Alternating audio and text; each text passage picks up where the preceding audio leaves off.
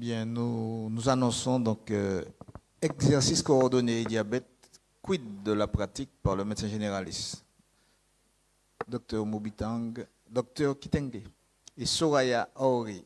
Bonjour tout le monde.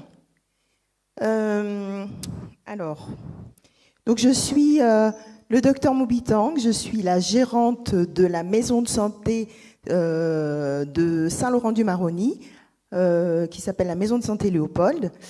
Et je viens avec mes collègues vous parler de ce qui se passe en ville, en pratique générale de toutes les transformations. Voilà, la médecine libérale et ses transformations, l'exercice coordonné et les outils connectés.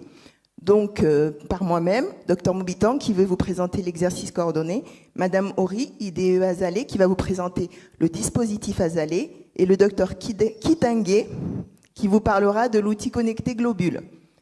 Tout d'abord, pour commencer, donc on va vous parler de la médecine libérale, et j'aimerais savoir, et vous, c'est quoi? C'est plutôt du libéral, plutôt des hospitaliers? À quel public on a affaire? Alors, j'ai pas beaucoup de temps, j'ai 8 minutes pour vous parler de ce que j'ai à vous parler, l'exercice coordonné, mais je vais commencer par en perdre 2, ou en gagner 2, je ne sais pas, par 2 petites questions. Donc, voilà. Est-ce que vous pouvez... Les hospitaliers, est-ce que vous pouvez lever la main? Ok, d'accord, super. Les libéraux? Waouh, pas mal. Une belle représentation, j'ai l'impression qu'on a du 50-50. Ok, super. Une deuxième question, ma deuxième minute à vous consacrer avant mon exposé. L'exercice coordonné, est-ce que vous savez ce que c'est? Qu'est-ce que ça veut dire? Et particulièrement, quand je vous dis que c'est une décision politique, quand les politiques disent l'exercice coordonné doit devenir la règle en médecine générale de ville et le cabinet isolé ou le cabinet de groupe doit être l'exception. Est-ce que vous savez de quoi on parle quand on parle d'exercice coordonné? Qui sait précisément de quoi on parle? Ok, d'accord. Waouh, je vais servir à quelque chose aujourd'hui, je suis hyper heureuse déjà. Alors, l'exercice coordonné, j'avais prévu de vous parler de son origine avant de vous parler de c'est quoi, mais effectivement, c'est intéressant de savoir c'est quoi peut-être avant, mais je vais pas le faire. Alors, ça vient d'où? Ça vient d'une mutation profonde de nos sociétés, une mutation qui, le vieillissement, l'augmentation des maladies chroniques, l'émigration de la population, la précarité. Donc ça, c'est les mutations au niveau de nos patients. Et puis, on a aussi des mutations au niveau des professionnels de santé, les attentes des professionnels de santé qui ont changé. Effectivement, au jour d'aujourd'hui, le passer jour et nuit au chevet de nos patients en médecine libérale, ça n'existe pas. Et de moins en moins, on veut de ça. Et puis aussi, bien sûr, le grand appauvrissement de la démographie médicale. Il y a de moins en moins de médecins. Et du coup, ça a obligé le gouvernement à se pencher sur qu'est-ce qu'on peut faire pour changer ça. Et ils ont proposé l'exercice coordonné comme solution. Et en vrai, ça veut dire quoi? Ça vient d'où? Ça vient de quelle origine, cette histoire de changement, de façon de faire de la médecine de ville? Eh ben, je vais vous parler de moi. J'aime bien parler de moi. Donc, je vais vous parler surtout de la maison de santé Léopold. Alors, en 2012, moi, je les ai vraiment chantis, les mutations. En 2012, je me suis installée. J'étais d'abord un cabinet généraliste seul. Et puis, très rapidement, j'ai vu qu'il y avait beaucoup de monde dans le cabinet. Donc, j'ai eu un deuxième médecin. Et puis, bien sûr, en cabinet, on travaille toujours avec les infirmières. Au début, c'était super. Les consultations étaient rapides. Il y avait plein de monde. Je gagnais plein d'argent. C'était super.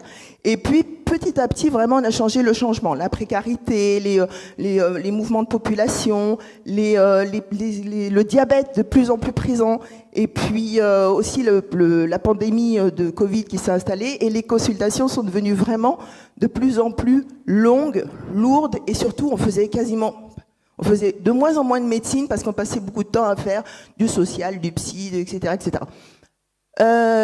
Du coup, on a ouvert la porte à plein d'autres professionnels, enfin en tout cas à d'autres professionnels à côté de la médecine, sage-femme, assistante médicale, on a pris aussi des internes. Et puis on a aussi eu le besoin d'avoir des échanges de plus en plus construits au cours du parcours de soins de nos patients. Et ça nous a amené à créer une association, l'association Santé Ensemble, où on se réunissait pour construire qu'est-ce qu'on peut faire pour améliorer cette santé de proximité. Donc, sans le savoir, nous étions devenus une équipe de soins primaires avec donc des professionnels, et puis des projets de santé, et aussi un début de coordination. Et c'est vraiment ce qui se passe dans ce que veut le gouvernement aujourd'hui pour la médecine libérale, et peut-être ce que nous aussi on veut au niveau libéral. On est encore en pleine réflexion là-dessus. Mais le système de santé est en mutation, en créant des équipes de soins primaires, en passant par les CPTS et les MSP. Je vous en parlerai après. Alors voilà, du coup, nous sommes la maison de santé Léopold.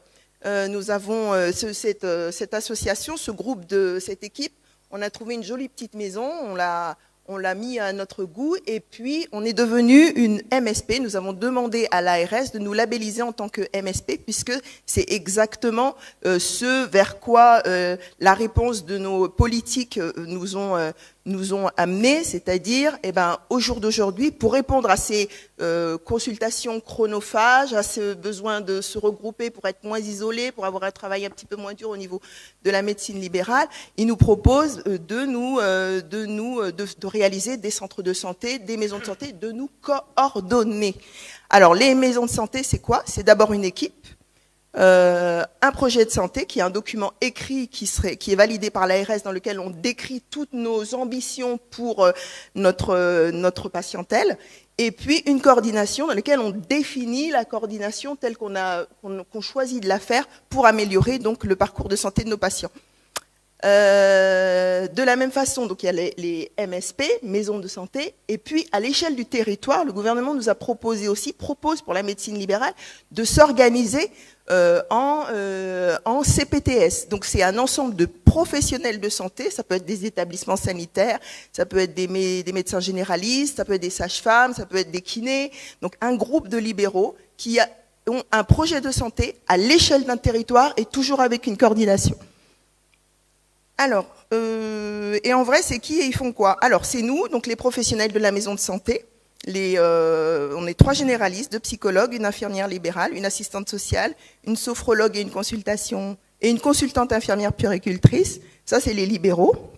On a aussi des salariés, une infirmière azalée qui va venir tout à l'heure vous parler de ce beau dispositif, une médiatrice santé, une secrétaire de direction, une assistante médicale, un agent d'entretien. Et puis nous avons aussi des hors les murs que j'ai oublié, pardon.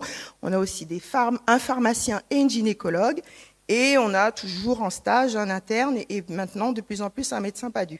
Et le diabète dans tout ça. Alors, notre file active, on a à peu près 2000 patients de patientèle médecin traitant. On voit de 60 à 90 patients par jour. Notre liste de patients suivis en coordination est d'à peu près 96 avec ça, voilà. Et on a à peu près 180 patients ALD. Alors, du coup, qu'est-ce que ça apporte, cet exercice coordonné, qui est du coup, maintenant je peux peut-être le définir, qui est du coup le travail ensemble de plusieurs professionnels de spécialités différentes, auxiliaires médicaux et des médecins, autour du coup du généraliste, qui définissent un projet de santé et une coordination pour réaliser ce projet de santé. Alors dans le diabète, qu'est-ce que ça apporte? Ça apporte que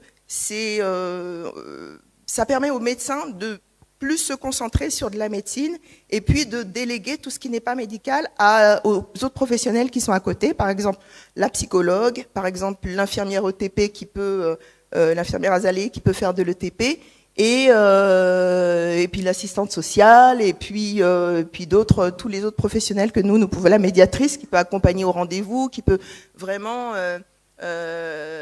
nous permettre d'avoir une observance et une efficacité sur nos prises en charge, et du coup de permettre une prise en charge qui est moins chronophage, de discuter des cas complexes, d'avoir une meilleure compréhension de la maladie pour les patients, et de ne pas avoir des ruptures itératives comme ça. On sait que c'est important dans le diabète d'avoir un suivi très régulier.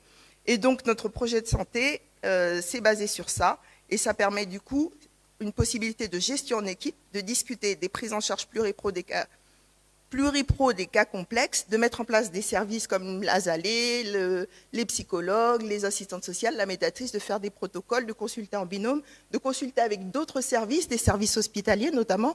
Pour les services hospitaliers, ce que ça va changer, c'est que maintenant les interlocuteurs vont vont être différents. Ça va être des équipes qui vont vous parler plus que des médecins généralistes isolés. Et peut-être que même ces équipes vont s'inviter à l'hôpital, donc vraiment dans le système de santé français et sa révolution actuelle et sa mutation actuelle.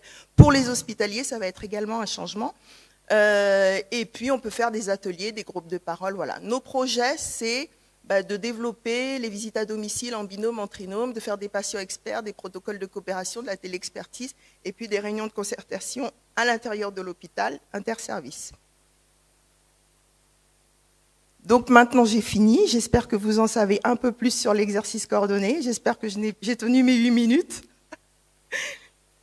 Magnifique. Et je vais laisser la place pour qu'on vous explique ce beau dispositif l'IDE Azalée qui va vous être expliqué par Madame Ori Soreya qui est notre infirmière Azalée de la MSP.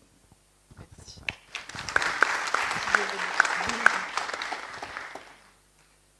Donc bonjour, donc moi je suis infirmière Azalée. Infirmière Azalée, qu'est-ce que c'est? Donc c'est une infirmière déjà qui n'est pas salariée du médecin. Elle est salariée d'une association donc, qui s'appelle Azalée, qui est basée en métropole. Elle travaille en coopération avec le médecin généraliste. Elle est sous protocole de délégation d'actes qui a été déclaré à l'ARS et elle travaille directement au sein des cabinets de la MSP et dans plusieurs cabinets. Moi je travaille déjà, je pense, avec presque la moitié des médecins de Saint-Laurent, des médecins généralistes de Saint-Laurent. Donc là, le protocole de diabète au niveau de la MSP de Saint-Laurent. Donc on a, comme disait Magali, 96, moi je suis en tout cas 96 personnes diabétiques au sein de la MSP. J'ai noté la moitié en ALD, la moitié en AME. Le médecin nous oriente les patients diabétiques. Voilà, donc il a repéré des difficultés. L'infirmière va faire le point avec le patient sur ses connaissances, ses problématiques, ses besoins, et elle va faire le point aussi sur les examens qui manquent au bilan annuel de complications. Ensuite, on fait une concertation pluriprofessionnelle.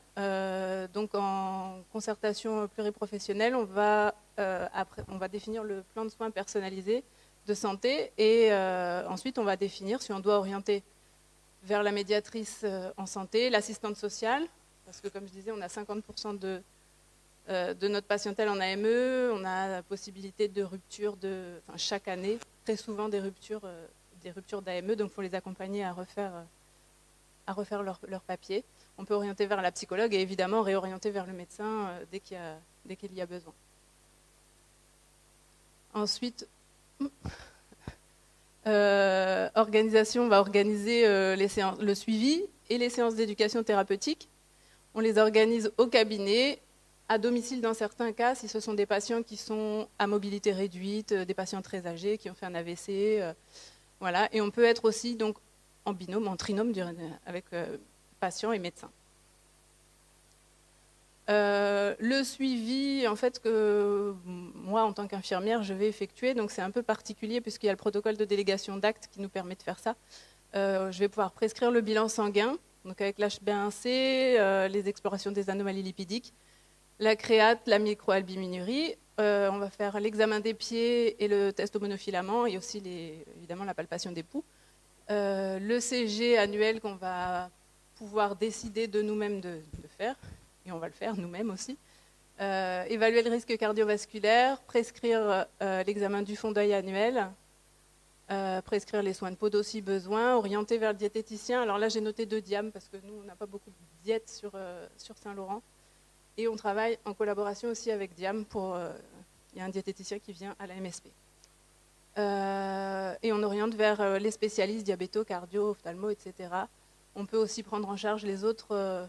d'autres troubles, d'autres risques cardiovasculaires comme le tabac, aide à l'arrêt du tabac. On va dépister aussi les troubles cognitifs. Ensuite, on va organiser des séances d'éducation thérapeutique, toujours avec l'accord du patient, en fonction de ses besoins et évidemment à son rythme, en individuel ou en collectif. Ensuite, on va refaire une réunion de concertation pluriprofessionnelle pour réévaluer l'atteinte des objectifs, évaluer les actions mises en place et réajuster si besoin. Voilà, donc en fait, la prise en charge du diabète, ça nécessite vraiment l'intervention de nombreux acteurs dans des lieux d'exercice qui peuvent être éloignés. Et donc, voilà, comment on va s'articuler. Et c'est là qu'on intervient avec Globule. Et Marie-Rose.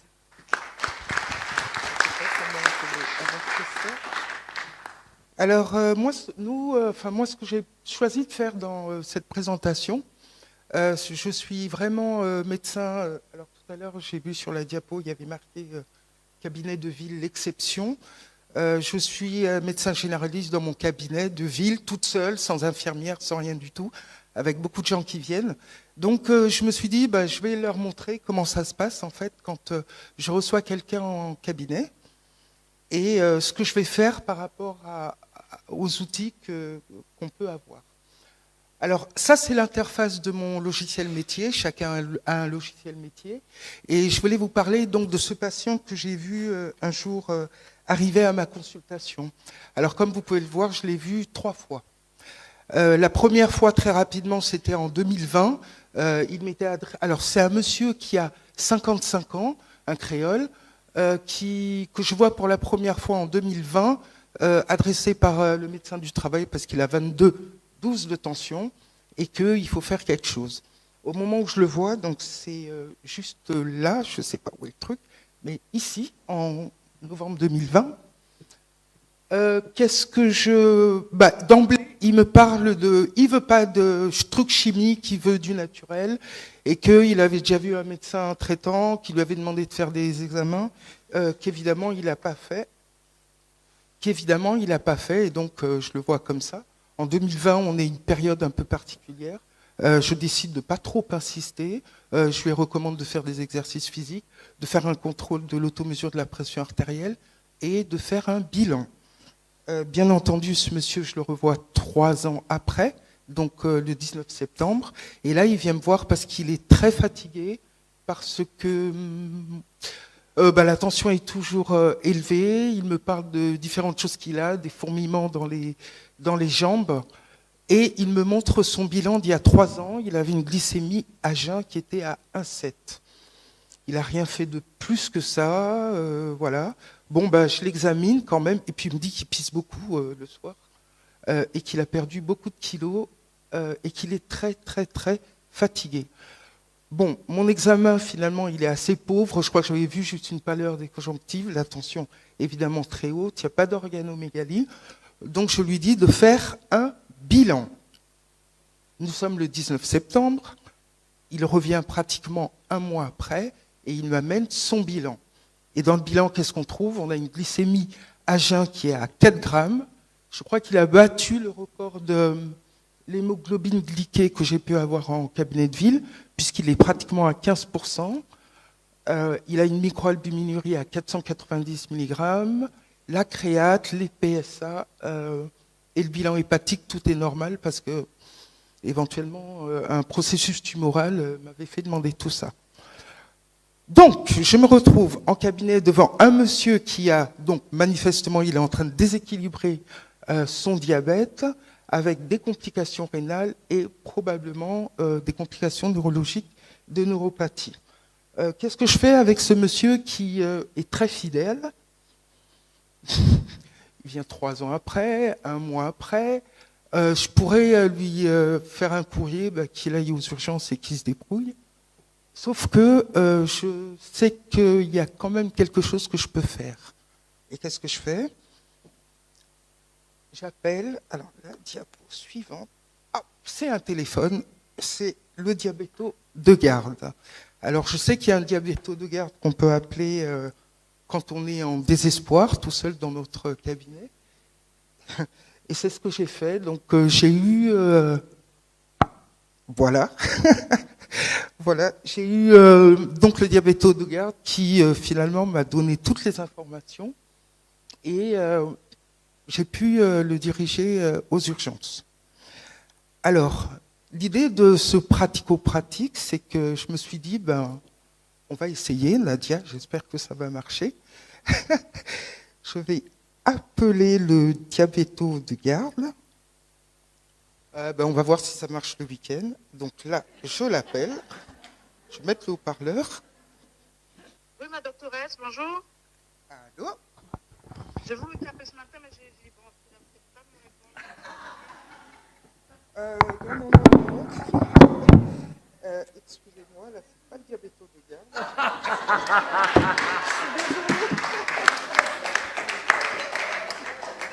C'est le patient de garde. Non, voilà, c'est bon, j'ai le bon numéro. Je suis désolé. Mais normalement, il devrait pouvoir répondre. Alors là. Ouais. Quel suspense, mais je suis désolée. Allô, bonjour. Je ne sais pas si on m'entend. Bonjour, oui, je suis le docteur Kitenge. Est-ce que vous êtes bien le diabéto de garde? Oui, je suis le docteur Fanou. Le docteur Fanou. Le docteur Fanou, très bien. Écoutez,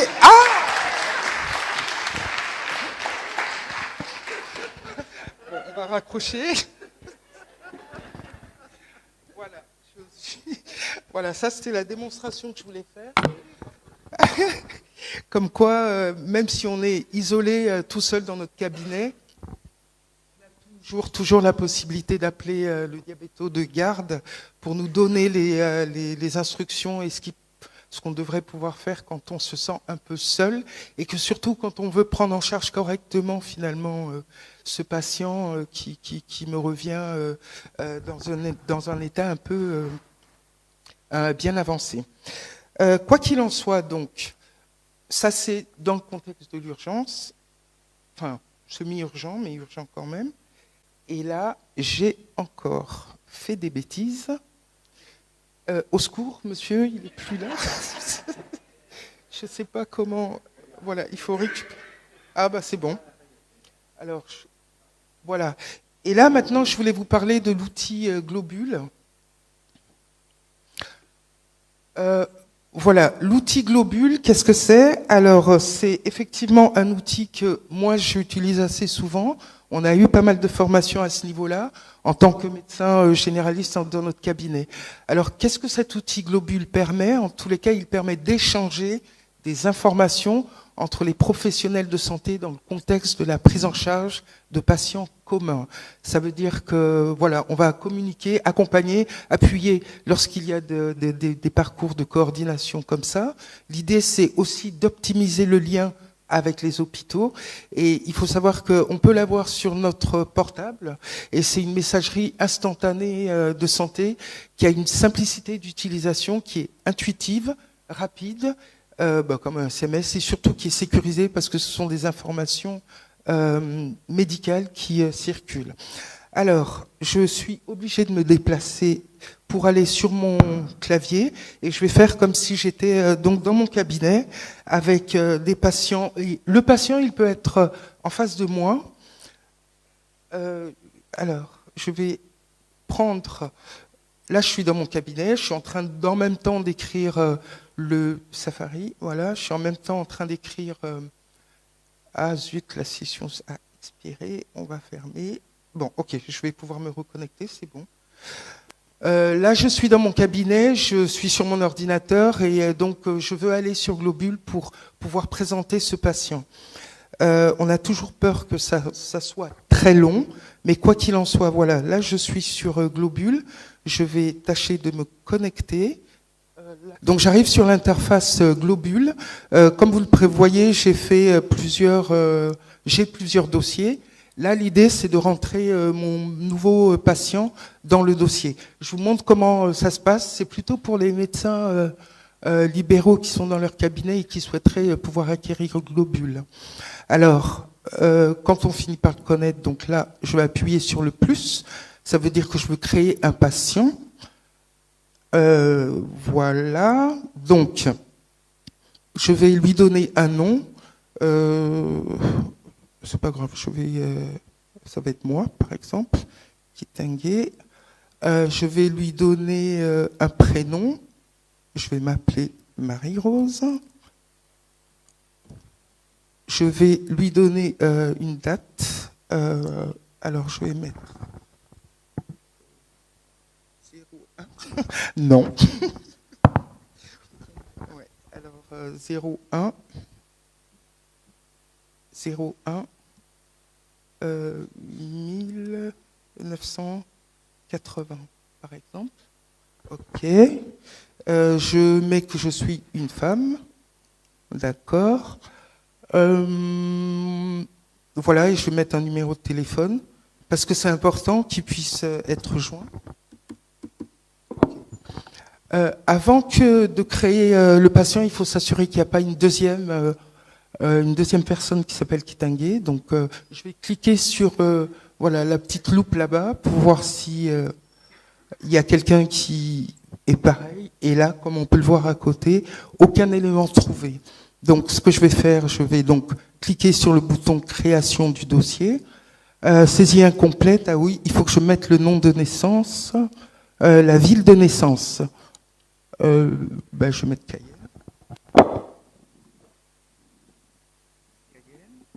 Voilà, qui apparaît. Et je vais mettre le pays de naissance. Alors, on va mettre Guyane. Voilà, juste en dessous. Là, c'est bon, on va pouvoir créer le dossier. Et là, il est créé. Il y a une étape secondaire qui est importante, c'est qu'il faut faire l'information sur le partage de données, c'est-à-dire s'assurer que le patient est d'accord pour qu'on puisse partager ces informations sur la plateforme. Donc, il nous demande de saisir un formulaire que je vais faire. Il est très rapide, c'est 3 clics en fait. Donc, on démarre la saisie. Alors, il y a trois possibilités. Soit le patient est informé et ne s'oppose pas, soit il est informé et il s'oppose, et soit la démarche est en cours. Bon, moi, le patient, il est juste devant moi. Je lui ai dit que j'allais le mettre sur une plateforme pour qu'on s'occupe de lui. Donc, je mets informé et ne s'oppose pas, et j'enregistre. Voilà, à partir du moment où il est enregistré, donc là je sais, je peux mettre tout ce que je veux. Je ne vais pas remplir forcément entourage parce que ça va prendre du temps. C'est rentrer la femme ou la personne qui peut répondre pour lui. Alors dans les intervenants par contre, là vous voyez que c'est mon cabinet en tant que médecin libéral qui fait la demande.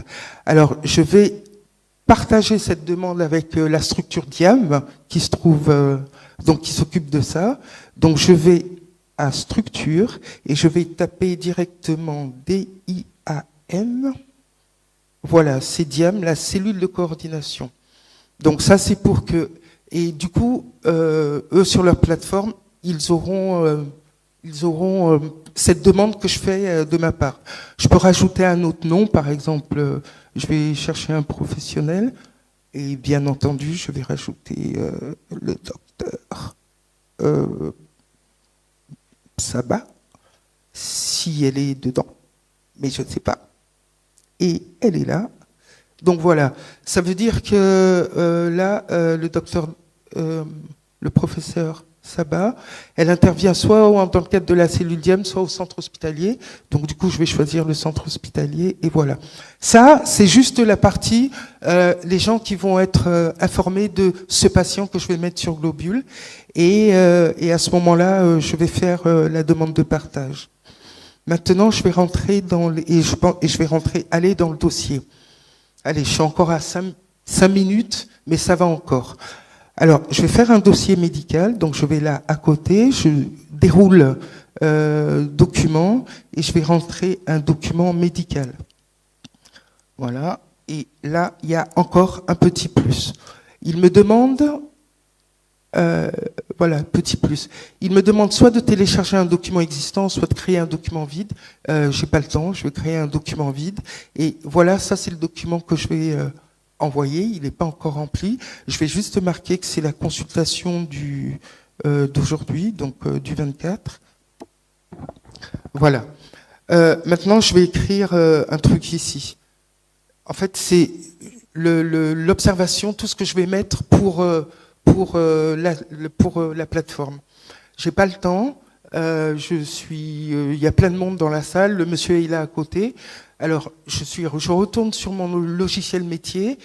Dans chaque logiciel métier, on a la possibilité d'envoyer un courrier. Je fais comme si j'envoyais un courrier et je fais un copier du texte que je vais venir coller ici, où ça indique voilà le parcours du patient et avec la demande de prise en charge le convoquer en consultation ou en hôpital de jour pour qu'on puisse s'occuper de ce patient. Et voilà, et je valide. Et c'est tout. Voilà. Ça, c'est normalement le temps que ça m'a pris pour rentrer le patient dans Globule. Parce que derrière, il y a toute une organisation qui va se mettre en place, où l'infirmière, ou du moins ceux qui s'occupent de Diem vont voir qu'il y a tel patient. Alors, il y a un truc que j'ai pas... il y a un truc qui est important, là, c'est... Je ne sais pas si vous voyez là-haut. Il y a l'importance avec vert. Si je clique sur le deuxième, ça fait orange. Et quand je clique sur le troisième, c'est rouge. Ça veut dire que l'importance de ce message que j'envoie. En général, quand je sais que c'est pas trop grave, enfin, il n'y a pas d'urgence, je m'autorise le vert pour qu'il soit vu au moins par un endocrinologue dans les 3 mois qui suivent pour qu'on check pour lui. Quand je mets 2, c'est que bon, je sais pas trop. Ça serait bien quand même que ce soit un peu plus rapide. Et auquel cas je le mets. Et quand je mets 3, en général, j'ai vraiment une interrogation. Je suis inquiète. J'ai peut-être pas eu le temps d'attendre de passer le coup de fil de tout à l'heure. Souvent, ce qui se passe, c'est que en général, moi, quand je fais ça le 3, j'ai ma réponse le lendemain sur la plateforme Globule. En général, c'est le lendemain ou 48 heures après. Donc c'est pour dire qu'à quel point on n'est pas vraiment complètement tout seul par rapport à ça. Voilà, j'aimerais pouvoir revenir dans le... Et donc, Globule, c'est fini. Là, maintenant, je peux dire à mon patient que, bon, ben voilà, je l'ai mis en contact avec la cellule. Ils vont l'appeler pour lui donner un rendez-vous. Et puis, on va le prendre en charge. Et j'aurai le retour des comptes rendus, parce que je retrouverai les comptes rendus de son hospitalisation sur la plateforme Globule, parce que je pourrai le revoir dans 2 mois. Il va me dire, oui, j'y suis allé, qu'est-ce qui s'est passé? Ah ben je sais pas, on m'a fait plein d'examens, je peux aller là et retrouver le compte-rendu de ce qui a été fait. Voilà, en fait, je vous ai fait la démo. Ça, c'était en fait l'interface de mon logiciel métier. On le voit pas, mais bon, on peut le voir là-bas. Où j'ai fait le courrier, j'ai fait un copier-coller du courrier. Et voilà, je vous ai présenté la suite de la démo. En fait, l'idée, c'était en tant que médecin généraliste tout seul dans son cabinet, on n'est pas vraiment tout seul, parce que si on a besoin d'un avis, eh bien, comme vous l'avez vu, on peut joindre l'astreinte, l'endocrinologue de garde, si on a besoin de questions, et puis surtout l'outil Globule qui, somme toute, est un outil performant au service de tous, et principalement au service du patient, si on veut pouvoir le prendre en charge correctement. Je vous remercie, ça a été épique, mais...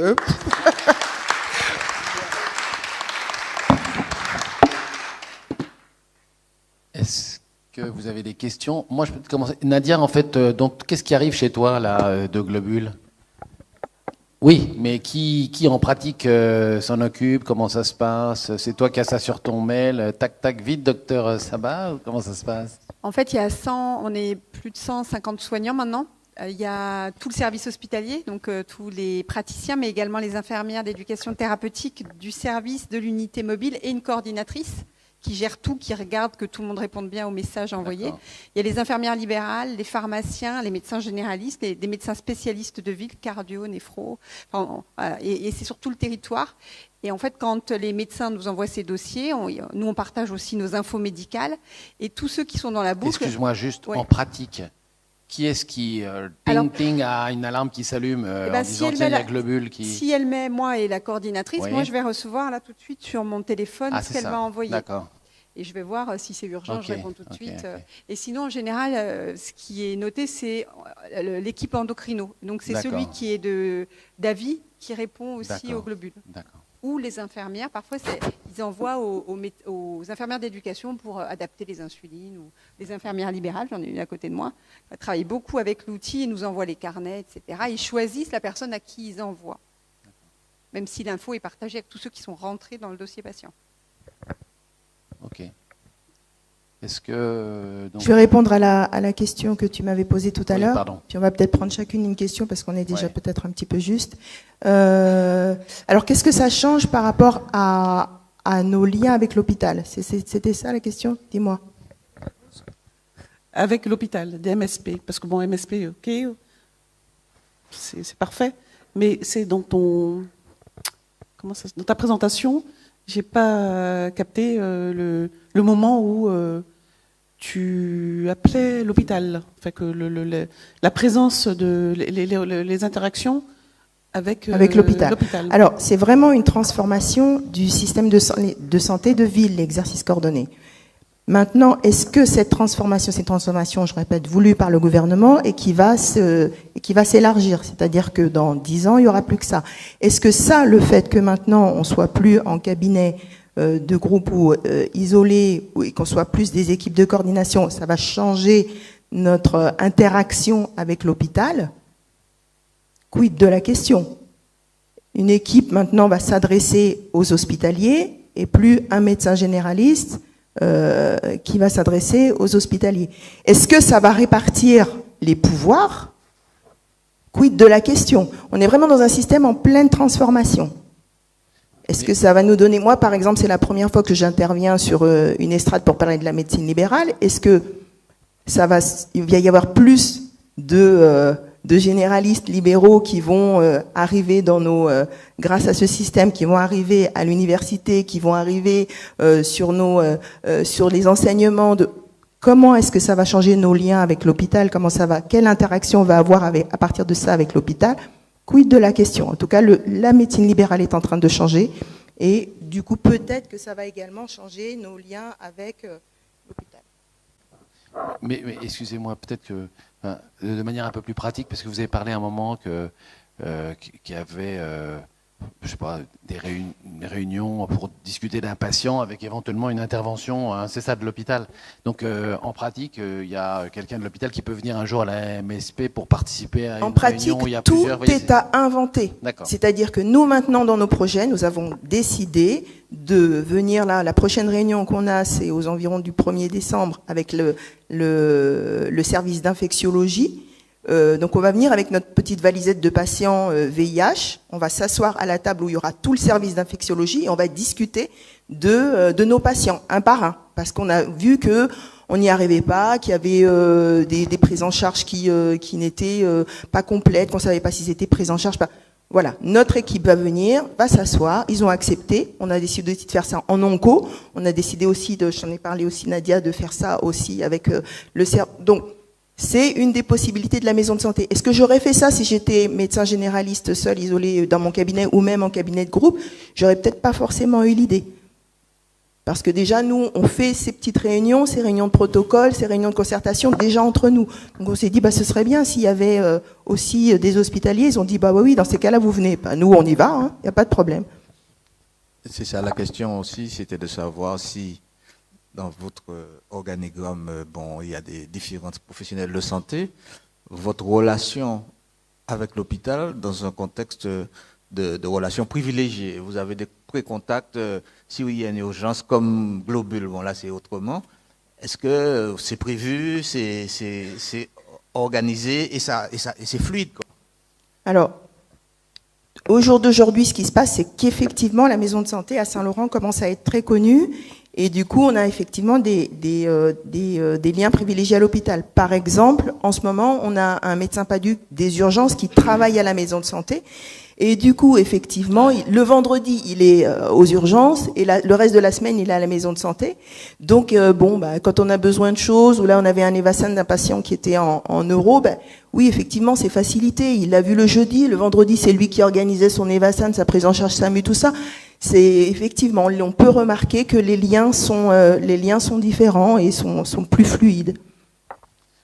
Est-ce qu'il y a des questions là encore? Oui, pardon. Donc, bonjour, moi je suis le docteur Ouar, je suis donc médecin généraliste comme vous, et j'ai la chance donc de travailler dans le service de Nadia Saba qui m'a bien formée et qui m'a permis aussi d'accéder au DU de diabétologie. Je pense que c'est important aussi d'insister sur ça en médecine générale afin de pouvoir gérer certaines urgences. Justement, j'ai eu l'appel ce jour-là d'ailleurs, pas sur le téléphone d'astreinte, mais en hospitalisation, parce que ce jour-là j'étais en hospitalisation 2 semaines. Et par exemple, la première question, c'était quelle était la cétonémie de ce patient. C'était ma première question. Ça permet d'orienter déjà le patient, de pouvoir mettre un traitement de débrouillage, en attendant effectivement de communiquer l'information sur globule ou par le coup de fil. Ce patient effectivement avait été adressé aux urgences parce qu'il n'y avait pas de place, j'ai cherché des places partout parce qu'on est très pris. Nous aussi, on a des problématiques en hospitalier que les médecins généralistes peut-être ne voient pas.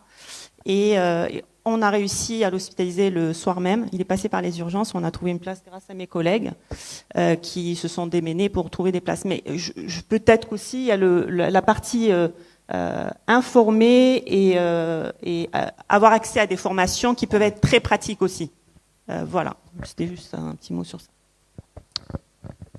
D'autres questions? Oui, là-haut.